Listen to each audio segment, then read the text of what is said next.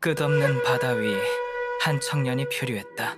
그리고 그가 도착한 곳은 아무도 없는 섬. 하지만 그곳엔 미소 짓는 부처가 있었다. 자비 대신 사륙을 즐기던 신선. 그는 정말 부처였을까? 아니면 인간의 피를 갈망한 악마였을까? 나는 신라시대 말 한미안 마을에서 자란 사내였다. 어려서부터 기운이 비상하고 몸놀림이 남달라 마을에서 내 이름이 오르내렸으나 내 마음속에는 늘 해묵은 갈증이 있었다. 나는 아비 없이 홀어머니 아래서 자랐는데 내가 아비에 대해 물을 때마다 어머니는 늘 같은 말만 되풀이하셨다.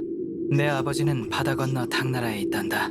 허나 그곳은 네가 상상하는 곳이 아니니 잊거라. 어머니의 목소리에는 아득한 그리움과 함께 떨리는 두려움이 서려 있었다. 그 눈빛은 먼 바다 너머를 응시했지만 동시에 그 깊은 곳에는 차마 입에 담지 못할 어둠이 드리워져 있었다. 나는 어머니의 슬픔을 알면서도 바다 너머의 미지에 대한 동경을 떨쳐낼 수 없었다.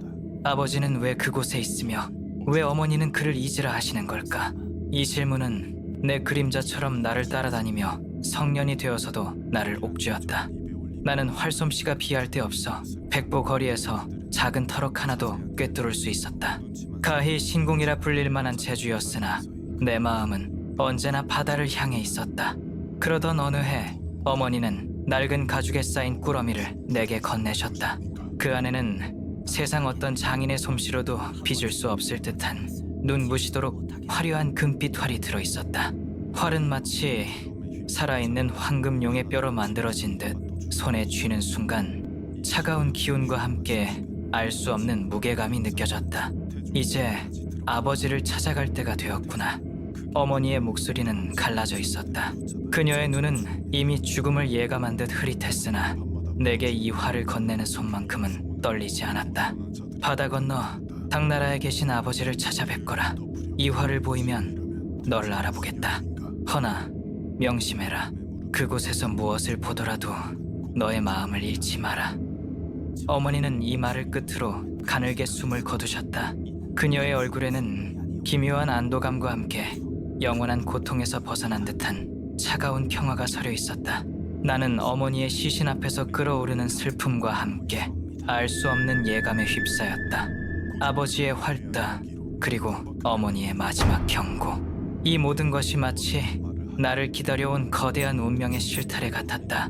나는 어머니의 뜻을 따르고 내 삶의 해답을 찾기 위해 바다를 건널 방법을 모색했다. 마침 신라의 임금 진성여왕은 당나라에 보낼 사신단을 꾸리고 있었고 나는 비범한 활솜씨로 그 일행에 합류할 수 있었다. 끝. 당나라로 향하는 배에 오르는 순간 내 가슴은 기대와 함께 미지의 공포로 조여드는 듯했다. 백길을 따라 며칠을 항해했을까. 갑자기 사방에서 구름과 안개가 자욱하게 몰려들었다. 순식간에 대낮은 칠흑 같은 밤으로 변했고 배는 거대한 장막 속에 갇힌 듯 옴짝달싹할 수 없었다. 기이하고 불길한 징후에 사신단은 감히 더 나아가지 못하고 배를 멈추었다. 사흘 밤낮을 이 지옥 같은 어둠 속에서 표류하자 사람들은 공포와 식량 부족으로 이성을 잃기 시작했다. 이것은 사람이 어찌할 수 있는 일이 아니다. 필시 우리 일행 중 죄인이 있는 탓이다. 김양정의 명에 따라 뱃사람은 점을 쳤고 그의 입에서 섬뜩한 말이 흘러나왔다. 죄인을 두고 가라. 누가 죄인인가? 김양정은 궁색한 꾀를 냈다. 각자 이름을 써서 바다에 던져 하늘의 뜻을 기다리자는 것이었다. 나는 불안한 마음으로 내 이름을 적어 바다에 띄웠다. 그러자 칠흑 같은 바닷속에서 웬 비쩍 마른 손이 튀어나와 수많은 나무 조각 중 오직 내 이름이 적힌 조각만을 쥐고 심연으로 사라지는 것이었다. 저놈이 죄인이다. 저놈을 당장 바다에 던져버려라. 나는 무어라. 항변할 새도 없이 포박당했다.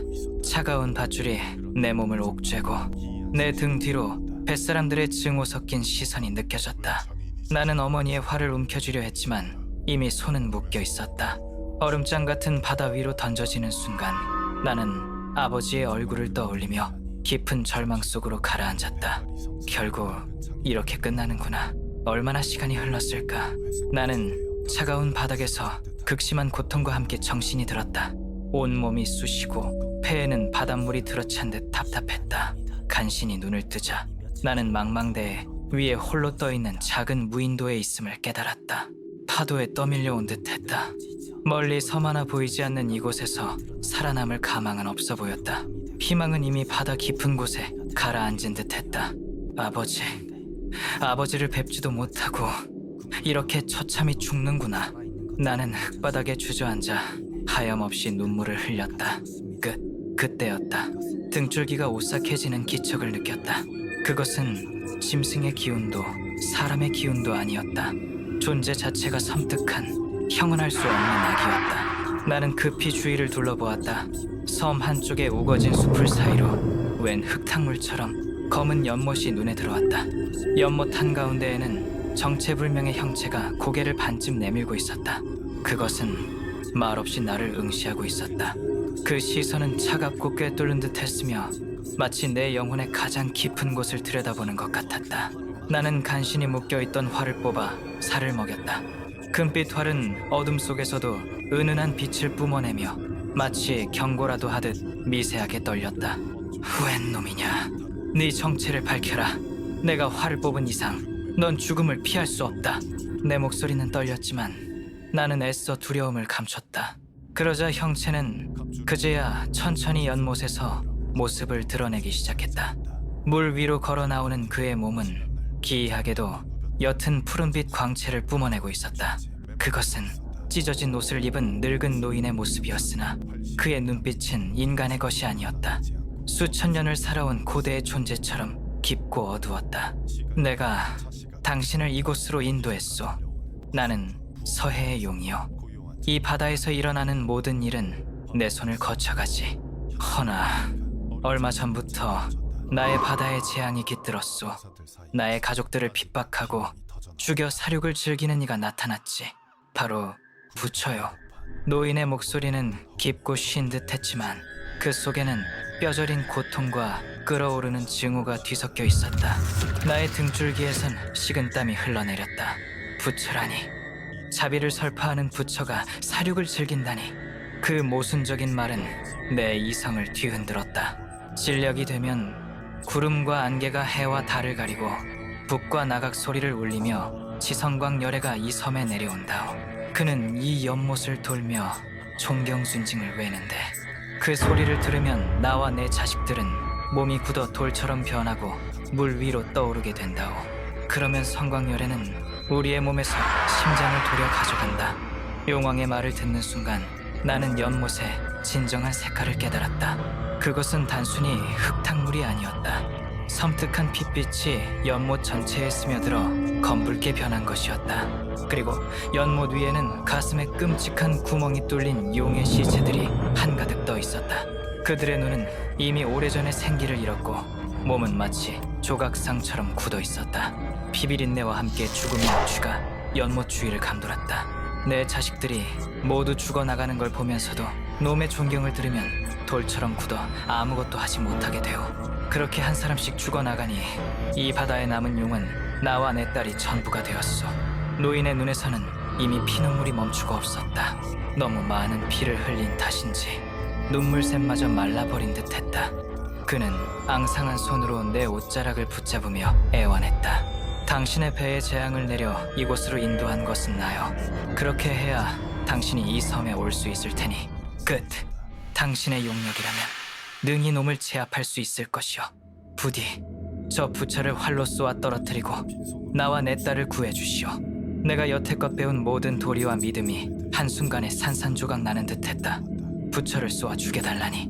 그 말은 내 영혼을 뒤흔들었다. 하지만 눈앞의 처참한 광경과 용왕의 피 맺힌 절규는 내 마음을 갉아먹는 듯했다. 정녕 저것이 부처라면 이런 짓을 저지를 리 없다. 내 이성은 속삭였다. 저것은 부처의 탈을 쓴 악마일 뿐이다. 알겠습니다. 네, 최대한 힘써보도록 하죠. 나는 이를 악물고 결심했다. 내 목소리는 마치 죽음을 선언하듯 낮고 가라앉아 있었다. 날이 저물고 나는 풀숲 깊숙이 몸을 숨겨 부처가 나오기를 기다렸다. 얼마나 지났을까? 북쪽 하늘에서 으스스한 북소리와 나각 소리가 들려오기 시작했다. 소리는 점점 커지더니 이내 귀를 찢을 듯한 굉음으로 바뀌었다. 그리고 순간 하늘이 번쩍하며 빛나더니 거대한 형체가 모습을 드러냈다. 빗속에서 내려온 것은 북극성의 주인 치성광 열애였다. 그는 금빛 광채를 뿜어내며 연못 옆 바위에 사뿐히 내려앉았다. 열애는 바위에 앉아 나지막이 경을 외기 시작했다. 알 수 없는 경무는 마치 주문처럼 섬 전체를 감쌌고 그 소리에 연못의 물결이 요동치기 시작했다. 수면 아래에서는 용들의 고통스러운 비명소리가 들려왔다. 끝. 이내 온몸이 돌처럼 굳어버린 두 마리의 용. 늙은 용왕과 그의 딸의 몸뚱이가 힘없이 물 위로 떠올랐다. 그들의 눈은 이미 생기를 잃고 멍하니 하늘을 응시하고 있었다. 열애는 경을 외는 것을 멈추더니 차가운 미소를 지으며 용들을 향해 다가갔다. 그 미소는 자비로운 부처의 미소가 아니었다. 순수한 악의와 탐욕이 번뜩이는 야차의 미소였다.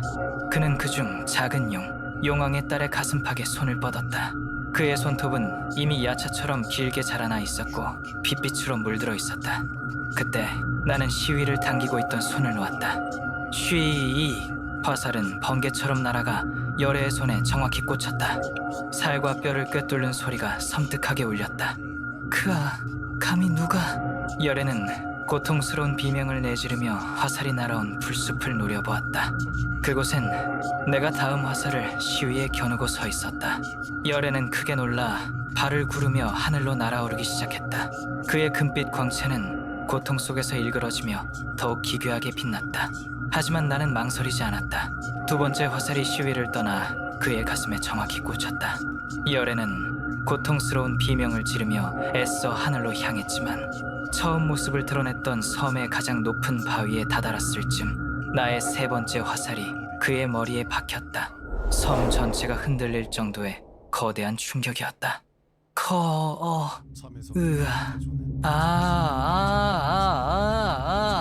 이 미물 따위가 감히 너 또한 영원히 망각 속에서 고통받으리라. 열애는 하늘을 찢어버릴 듯한 괴성과 함께 땅으로 곤두박질 쳐졌다. 그 괴성 속에는 수천 년의 원한과 탐욕이 뒤섞여 있었다. 나는 망설임 없이 그 자리로 달려갔다. 그곳엔 열애의 시체가 없었다. 끝. 다만 금빛 광채가 사라진 자리에 썩어 문드러진 여우의 시체 한 구만이 놓여있을 뿐이었다. 그 여우는 이미 오랜 세월 죽어 있었던 듯했고 그의 가슴팍에는 누군가 손톱으로 파헤친 듯한 끔찍한 구멍이 나 있었다. 핏빛 연못 속의 용들과 같은 바로 그 상처였다.